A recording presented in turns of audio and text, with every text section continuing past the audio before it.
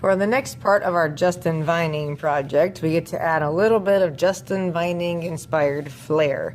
So you need newspaper, your project, and a permanent marker. And this is where we go back and clean up those sketch lines. And it's going to get a little bit of style to it.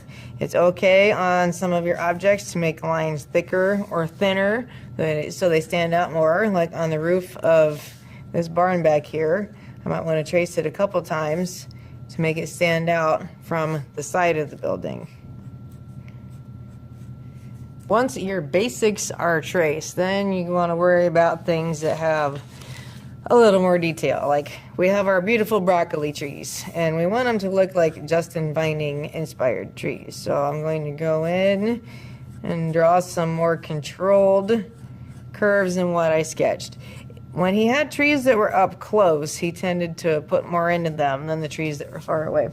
So for trees that are up close, we can extend some of your lines out a little farther, which gives the trees a little more dimension.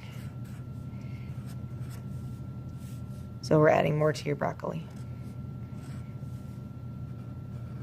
And they can go in and connect in certain places where it makes sense.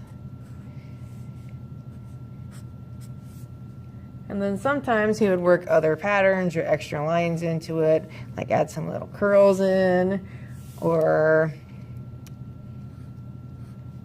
some extra lines that kind of follow the path of the branches.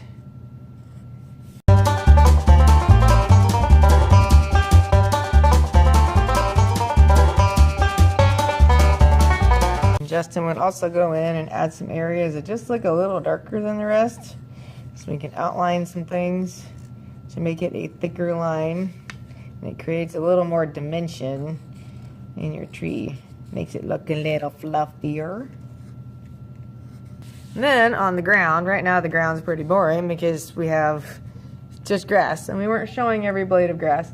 So there are places where you can add just a little bit of texture, add some dots here and there near the edge to show there's dirt or rocks. Or sometimes Justin would use a checkerboard effect to add a little more detail to the picture, make it look a little more interesting. So I'll find places where it makes sense to add just a little bit more to your picture. Yes, we can add a few blades of grass, just not everywhere on your page. That way, everywhere you look on your picture, there's something to look at. Now, on a lot of Justin's houses, if you see more than one side of it, he would make sure that one side was very light and the other side was dark. So you're going to just pick the side that should be in shadow, and that's the side that's going to get colored in with black. And you don't have to draw every detail on the building. Like I just put a few lines to show the roof on the house, a few lines to show that there's some siding there. And once you think you have enough detail, please take an eraser and get rid of all those pesky pencil marks.